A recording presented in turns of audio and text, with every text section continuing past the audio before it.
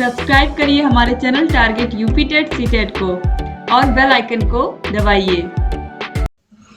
Hello दोस्तों, मैं आनंद स्वागत करता हूं आप सभी का आपके अपने channel target UP TET CTET में। दोस्तों, आपका डीएलएड फोर्थ सेमेस्टर का एग्जाम होने वाला है मैथ का, और इसके लिए मैं आपका जल्दी से पूरा रिवीजन करा रहा हूं। यहाँ पे हम लोग देखेंगे आपके 17, 18, 19, 20 और 21 पिछले 5 सालों के प्रश्न पत्रों के जितने भी बहुविकल्पी प्रश्न पूछे गए हैं सभी को एक साथ हम लोग यहाँ पे देख लेंगे, ताकि आपके जो 25 क्वेश्चन है ऐसे तैयार हो जाएं जो परीक्षा में पूछे जा सकते हैं। ठीक है, यहाँ से कम आपको 2 क्वेश्चन, देखिए रिपीट होता है डीएलएड में, तो रिपीट में आपको मिलेगा 1 से 2 क्वेश्चन, और बेस्ड क्वेश्चन इसी तरीके का क्वेश्चन आपको कम से कम 3 से 4 तो मिलेंगे ही मिलेंगे। तो ये वीडियो बहुत इंपॉर्टेंट होने वाली है, अपने सभी दोस्तों को शेयर करिए।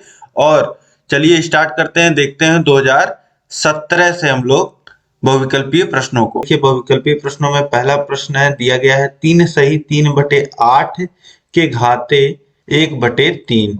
तो अब देखिए 3 सही 3/8 के घात में दिया गया है 1/3। तो अब इसको कैसे सॉल्व करेंगे? पहले तो सही को हम लोग भिन्न के रूप में लिख लेंगे। अब देखिए यहाँ पे 8 का गुणा 3 में होगा तो 8 त्रिक 24, और ये 3 जो अंश में है न्यूमरेटर में है ये जुड़ जाएगा तो हो जाएगा 27। तो ये आ जाएगा 27/8 के घात में 1/3। अब किसी संख्या के घात में 1/3 है तो उसका मतलब क्या होता है? क्यूब रूट होता है। ठीक है, घनमूल होता है। अब 27 को कितना लिख सकते हैं? 3 के घाते 3, और 8 को लिखा जा सकता है 2 के घाते 3। अब देखिए क्यूब रूट ऑफ 3/2 का क्यूब इसको लिखा जा सकता है। ठीक है, 3 के घाते 3 है और बटे 2 के घाते 3 है, तो अंश के भी घात में 3 है, हर के भी घात में, तो पूरे के घात में हम लोग 3 लिख सकते हैं। अब देखिए पूरे के घात में 3 है और यहाँ पे है क्यूब रूट, तो ये क्या आ जाएगा? ये क्यूब रूट से बाहर आ जाएगा और इसकी वैल्यू कितनी आ जाएगी? 3/2। और इस 3/2 को हम लोग कितना लिख सकते हैं? 1 सही 1/2। तो ऑप्शन सी जो हो जाएगा यहाँ पे ये बिल्कुल सही हो जाएगा। ठीक, अब इसके बाद देखिए दूसरा प्रश्न, 2 सिक्कों को उछालने पर प्रत्येक घटना के घटित होने की संभावना होगी। आपसे प्रोबेबिलिटी पूछ रहा है, 2 सिक्कों को उछाला जा रहा है, तो 2 सिक्कों को उछालने पे जितनी भी घटनाएं हो सकती हैं उसके घटित होने की संभावना क्या है आपसे पूछ रहा है। तो 2 सिक्कों को उछाला जाए तो या तो दोनों पे हेड आ सकता है, या फिर पहले पे हेड दूसरे पे, या फिर पहले पे टेल दूसरे पे हेड, या फिर पहले पे हेड दूसरे पे टेल, या फिर दोनों पे टेल। यही 4 घटनाएं हो सकती हैं, और किसी भी एक घटना के आने की संभावना क्या होगी?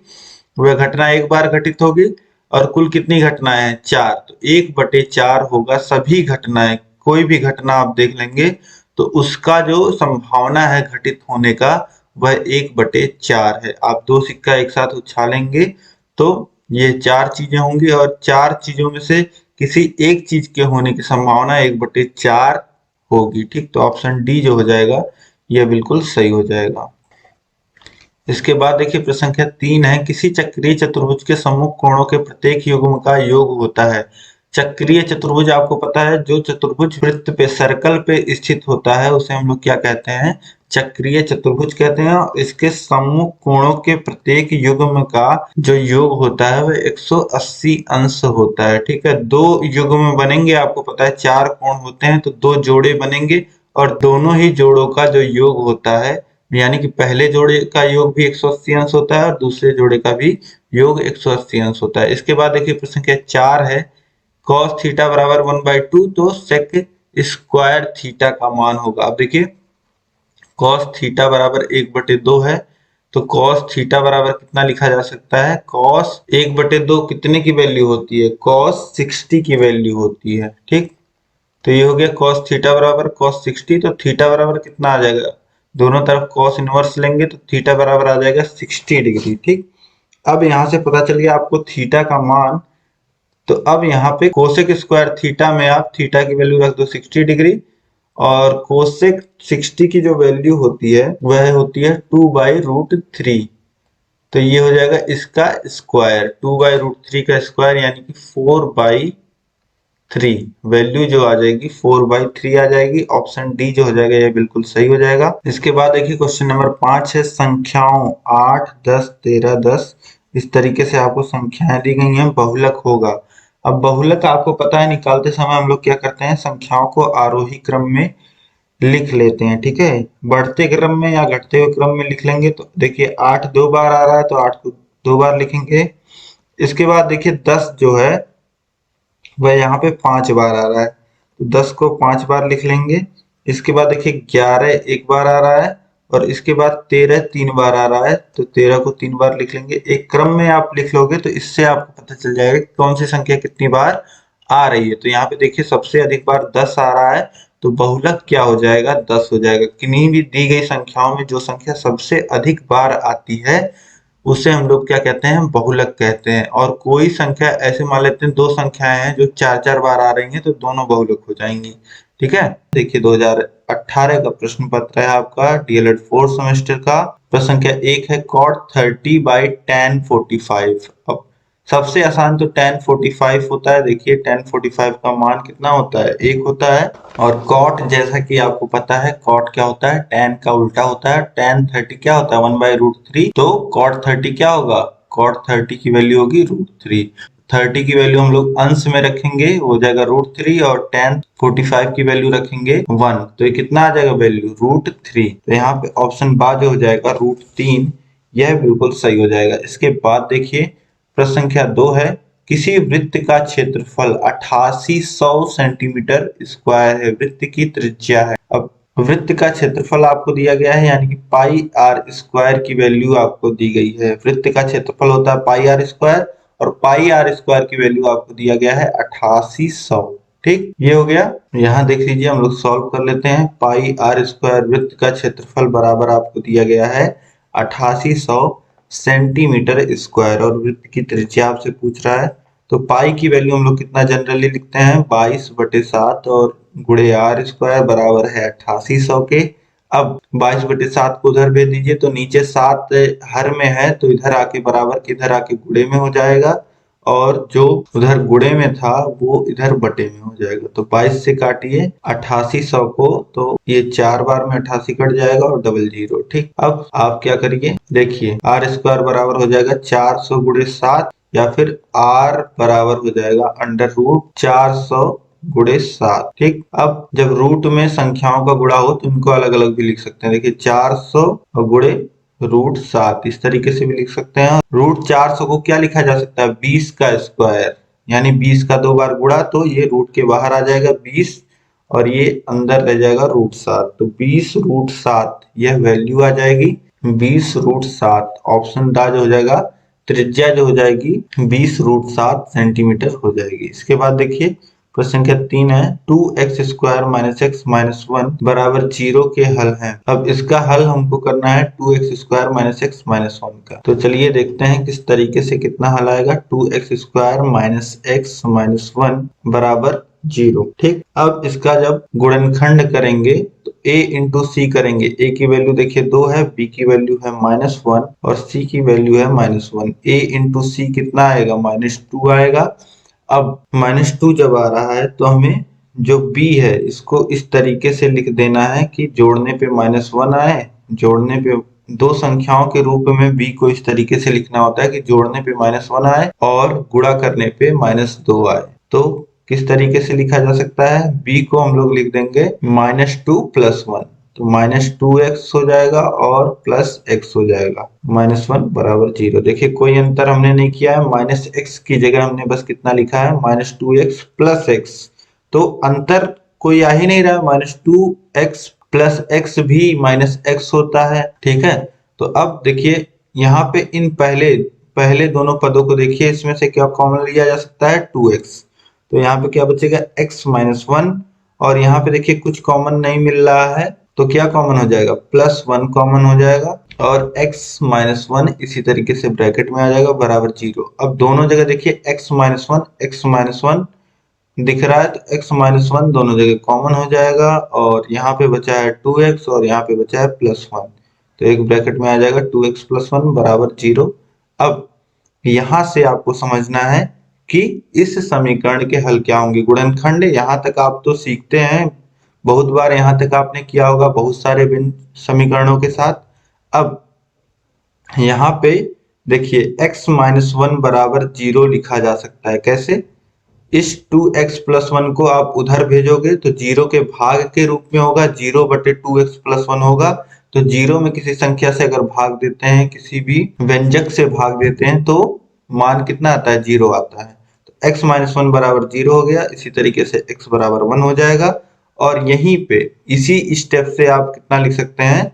2x प्लस वन, और x माइनस वन वाले पद को बराबर के उधर भेज दीजिए तो ये भी क्या हो जाएगा? बराबर 0 के हो जाएगा। और x बराबर क्या हो जाएगा? Minus one by two. Plus one उधर जाएगा, माइनस वन हो जाएगा, और टू गुणे में है बटे में चला जाएगा। तो x का मान माइनस वन बाई टू और 1, यह दो मान x के आपको मिल जाएंगे, दो हल मिल जाएंगे इस समीकरण के। माइनस वन बाई टू और 1, ऑप्शन आ जो हो जाएगा यहाँ पे, ये बिल्कुल सही हो जाएगा। ठीक है। अब इसके बाद देखिए संख्या 4 है। संख्या 14,641 के वर्गमूल में अंकों की संख्या होगी। अब 14,641 दो तरीके से आप, एक तो चाहे तो वर्गमूल निकाल करके देख लीजिए कितनी संख्याएं हैं, लेकिन अगर आप आसानी से समझना चाह रहे हैं या शॉर्टकट चाह रहे हैं तो किसी भी संख्या का वर्गमूल, अब देखिए कहीं पे अगर लिखा है 10,000 तो 10,000 का जो वर्गमूल आता है वो कितना आता है? 100 आता है। और वहीं पे अगर लिखा हो 6 जीरो यानी कि 10 लाख तो उसका वर्गमूल कितना आएगा? उसका वर्गमूल 1000 आएगा। ठीक। अब यहाँ पे देखिए आप, जो संख्या आपको दी गई है वह 5 अंकों की है। 5 अंकों की है मतलब कि इससे छोटी होगी, क्योंकि यह कितने अंक का है? यह आपका 4 3 7 अंक का, और इससे बड़ी होगी 10,000। तो यहाँ पे देखिए 100 से बड़ी, जो कि 100 कितने अंक का है? 3 अंक का है, और 100 से बड़ी, और 1000 से छोटी जो कि 4 अंक का होता है। 1000 4 अंक का होता है, तो 3 अंकों की जो सबसे छोटी संख्या है उससे बड़ा होगा, और 4 अंकों की जो सबसे छोटी संख्या है उससे छोटा होगा, यानी कि 3 अंक का ही होगा। ठीक। तो इस तरीके से आप यहाँ पे लगा सकते हो 3 अंक का। लेकिन अगर आप सॉल्व करके देखना चाहते हो, आपको वर्गमूल निकालने आता है, आपकी प्रैक्टिस है, आप जल्दी से निकाल सकते हो, तो इस तरीके से आप संख्या को लिख लीजिए। ये संख्या आपको दी गई है, और दाहिने से बाएं ओर हम लोग पेयर बनाते आते हैं। 41 एक पेयर हो जाएगा, 46 एक पेयर हो जाएगा, और यहाँ पे देखिए एक ही संख्या बची है तो इसका एक पेयर हो जाएगा। ठीक। अब इसको हल कैसे करते हैं? देखिए पहली जो संख्या है 1 है, 1 का स्क्वायर 1 होता है तो 1 लिख लेंगे, और 1 का गुणा 1 में हो जाएगा तो यहाँ 1 आ जाता है। ठीक है। एक बार जाएगा, 1 का गुणा 1 में होगा तो यहाँ 1 आ जाएगा। ठीक। अब यहाँ पे घट जाएगा, और ये जो अगली संख्या है 46, ये उतर जाएगी। अब यहाँ नीचे 1 में 1 जुड़ जाएगा, यहाँ पे आ जाएगा 2, और 2 के बगल एक स्थान खाली रखेंगे। ठीक। अब 2 के बगल वह संख्या आएगी, 2 देखिए पहुंच गया अब दहाई के स्थान पे। अभी तक केवल 1 अंक की संख्या थी और इसे लेकर के हम लोग चल रहे थे, लेकिन अब 2 जो है वह पहुंच गया दहाई के स्थान पे, और दहाई के स्थान पे पहुंच गया 2, और इकाई के स्थान पे हमें वह संख्या लिखनी है जिसका हम लोग, जैसे 2 लिखेंगे, अगर इकाई के स्थान पे 2 लिखते हैं तो जो संख्या बनती है उसमें 2 का गुणा होगा, और यहाँ पे लिखा जाएगा 46 के नीचे। ठीक है। तो अब देखिए अगर 1 लिखते हैं तो 21 आएगा, जो काफी छोटी संख्या हो जाएगी। तो 2 लिखेंगे तो 2 बार गुणा होगा, और यहाँ लिख देंगे तो ये 44 बना, और फिर इसमें 2 जोड़ भी देंगे अगले के लिए। ठीक है। 2 जोड़ देंगे तो ये कितना हो जाएगा? 24 हो जाएगा। और यहाँ पे देखिए 46 में से 44 घटेगा तो 2 बचेगा, और यहाँ पे अब यह जो 41 है यह नीचे आ जाएगा, तो ये बन जाएगी संख्या 241। और यहाँ 2 बार हम लोग लिखे गए थे तो 2 यहाँ ऊपर भी लिख लेंगे जितनी बार भाग जा रहा है। अब देखिए 24 आपको यहाँ पे दिख रहा होगा, लेकिन ये 24 नहीं है, यह 4 जो है दहाई के स्थान पे है, और 2 जो है वह सैकड़े के स्थान पे है, और यहाँ इकाई का स्थान खाली है। इकाई के स्थान पे हमें वह संख्या लिखनी है जिसका, जो संख्या बन रही है उसमें गुणा करने पर यहाँ जो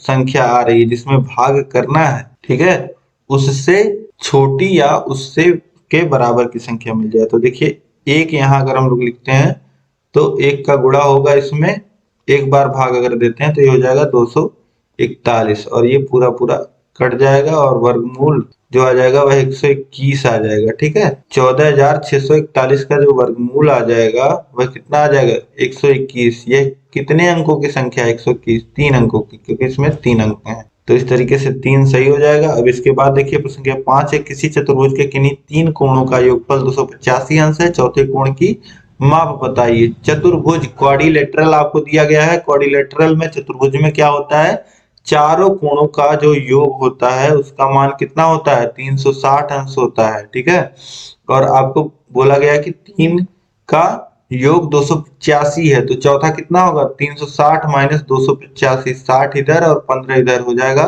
60 धन 15 75। तो ऑप्शन बा 75 अंश ये बिल्कुल सही हो जाएगा। ठीक है, अब इसके बाद हम लोग देखेंगे 2019 का पेपर। देखिए पहला प्रश्न यहाँ पे पूछा था, परिमेय संख्या ऋण 32 बटे ऋण 100 का सरलतम रूप है। तो ऋण 32 और बटे ऋण 100, ऋण से ऋण कट जाएगा, या फिर आप नहीं समझ पा रहे हैं तो -1 से ऊपर नीचे गुणा कर लीजिए। किसी भी समान संख्या से अगर हम लोग ऊपर नीचे गुणा करते हैं तो मान में परिवर्तन नहीं होता है। तो ये अब हो गया है 32 बटे 100। इसके बाद देखिए 100 भी 4 से कटता है, 32 भी, तो 8 चौक 32 और 25 बार जाएगा, 4 से काटेंगे तो यह बच जाएगा 8 बटे 25। तो ऑप्शंस में देखिए, ऑप्शन सा में दिया गया है 8 बटे 25, ये बिल्कुल सही हो जाएगा। इसके बाद देखिए प्रश्न संख्या 2 है, दशमलव के बाद देखिए 5 0 और 1 का घनमूल है। इसका घनमूल पूछा जा रहा है, मतलब कि वो कौन सी संख्या है जिसका हम 3 बार गुणा करें तो हमें यह संख्या प्राप्त हो जाए। अब देखिए इसका अगर आप 3 बार गुणा करते हैं तो आपको मिलेगा 1, और 3 स्थान पे दशमलव है तो 9 स्थान पे दशमलव आपको लगाना पड़ेगा, जबकि यहाँ कितने स्थान पे दशमलव लगा है, 6 स्थान पे। इसी तरीके से ऑप्शन बा को देखिए, इस पे 2 स्थान पे दशमलव है और 0.01 का गुणा 3 बार होगा, तब यह संख्या प्राप्त होगी, क्योंकि हम बात कर रहे हैं घनमूल का। ठीक है, तो 3 बार आप गुणा करोगे तो कितने, 6 स्थान पे दशमलव लगेगा, यानी कि यही घनमूल है। ठीक है, ऑप्शन बा सही हो जाएगा। और सा में आप देखेंगे 4 स्थान 12 स्थान पे दशमलव लगेगा, इसमें 3 स्थान पे दशमलव लगेगा। ठीक है, तो यही दशमलव का ही खेल है, यहाँ पे दशमलव से ही आप जान जाते, तो ऑप्शन बा सही हो जाएगा। आप चाहें तो 0.01 का 3 बार गुणा कर लीजिए, आपको जो संख्या यहाँ पे दी गई है वह मिल जाएगी। ठीक है, इसके बाद देखते हैं प्रश्न संख्या 3 है, समीकरण 3x बराबर 6 4x प्लस y बराबर 14 के हल में y का मान है। अब देखिए यहाँ पे सीधे सीधे इस समीकरण से आपको x का मान मिल जाएगा। 3x बराबर 6 दिया गया है, तो x बराबर कितना हो जाएगा, 6 बटे 3, यानी x की वैल्यू 2 आ जाएगी। अब यहाँ पे दूसरे समीकरण में आप x की वैल्यू 2 रख दीजिए, तो ये आ जाएगा 8 धन y बराबर 14 और y बराबर 14 माइनस 8, यानी कि y का मान कितना आ जाएगा, y का मान आ जाएगा 6।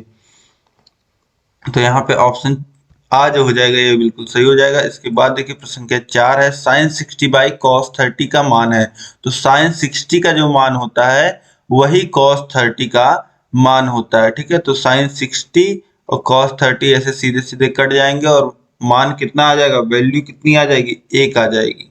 साइन 60 और कॉस 30 दोनों का ही मान होता है √3/2। ठीक है, तो दोनों आएगा √3/2 √3/2 √3/2 √3/2 कट जाएगा आपस में, बचेगा 1। तो ऑप्शन बा 1 सही हो जाएगा। इसके बाद देखिए प्रश्न संख्या 5 है, 7 के घात में 1/5 और बटे 7 के घात में 1/3 का मान है।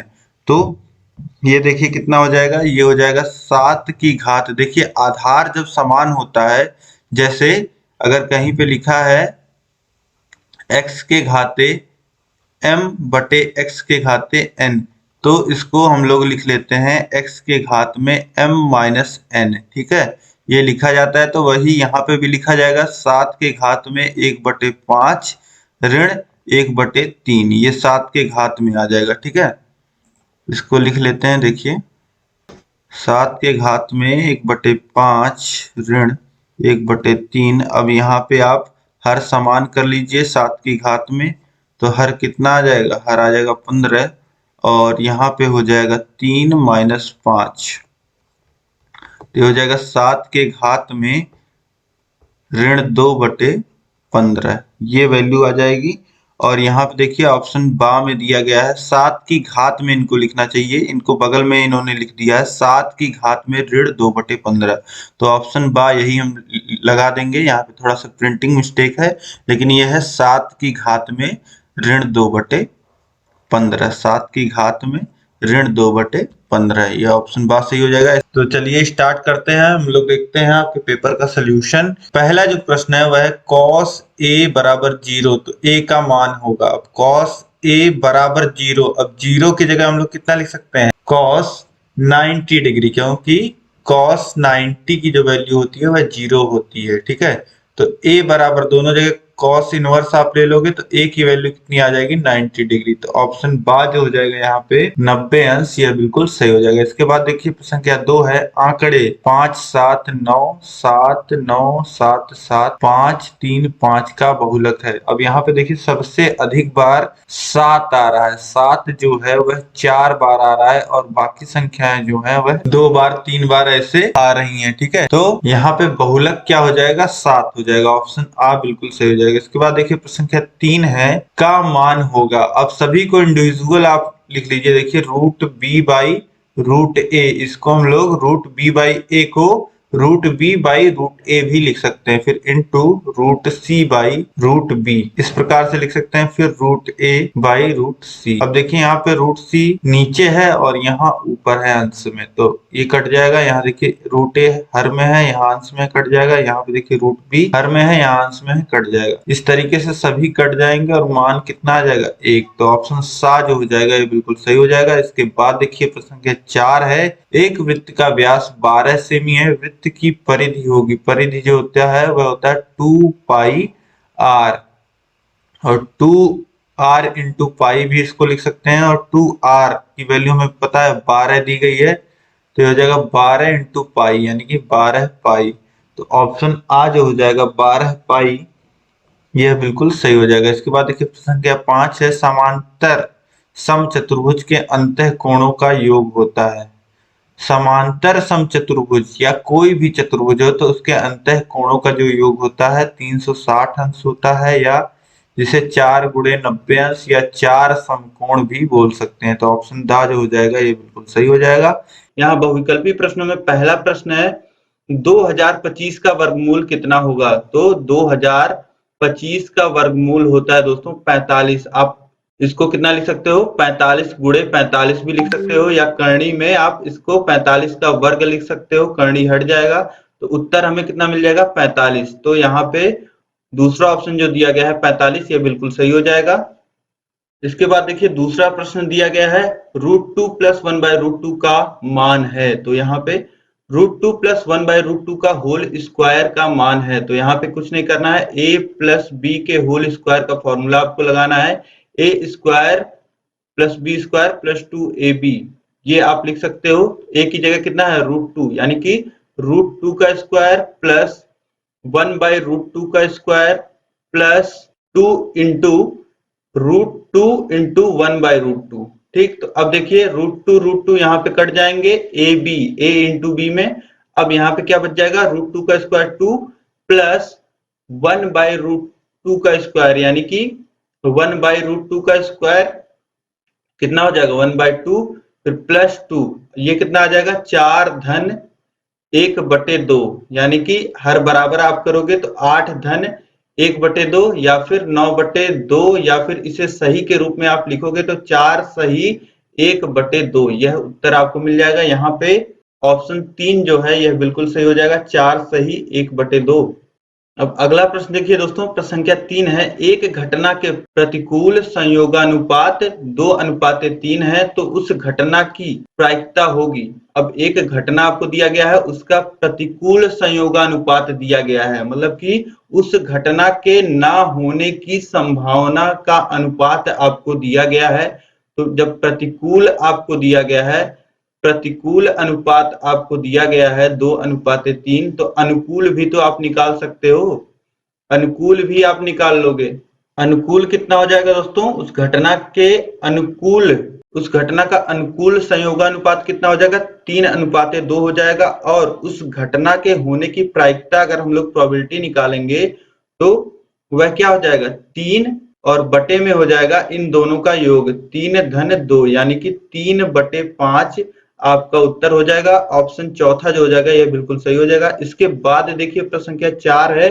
प्रश्न संख्या 4 बिल्कुल कराए हुए प्रश्न है दोस्तों। देखिए 3 14 10 12 12 12 12 कितने बार आ रहा है 3 बार और बाकी 13 2 बार आ रहा है और संख्याएं 1 बार आ रही हैं 10 2 बार आ रहा है। तो सबसे अधिक बार यहाँ पे क्या आ रहा है 12 तो 12 बहुलक हो जाएगा। ऑप्शन 2 सही हो जाएगा। इसके बाद देखिए sin 2a बराबर 2 sin a तब सत्य है जबकि बराबर है। यहाँ पे a का मान आपसे पूछ रहा है। यहाँ पे आपको sin 2a की वैल्यू भी नहीं याद होती तब भी आप निकाल सकते थे। बस आपको यहाँ पे जो एंगल की वैल्यू है वह पुट करके देख लेना था कि कब यह दोनों सही होंगे। तो 0 डिग्री जब आप पुट करोगे तो दोनों तरफ को जो मान होगा वह 0 आएगा। तो 0 डिग्री ए का जो मान 0 डिग्री है वह बिल्कुल सही हो जाएगा। इस क्लास को इस वीडियो को आप लाइक करिएगा। अपने दोस्तों में कम से कम खास 5 मित्रों में आपको अधिक से अधिक इस वीडियो को शेयर करना है, सभी ग्रुपों में भी। और अभी तक अगर आपने चैनल को सब्सक्राइब नहीं किया है तो चैनल को सब्सक्राइब कर लीजिए और साथ ही बेल आइकन पे ऑल सेलेक्ट कर लीजिएगा ताकि सभी नोटिफिकेशंस आपको मिल पाए।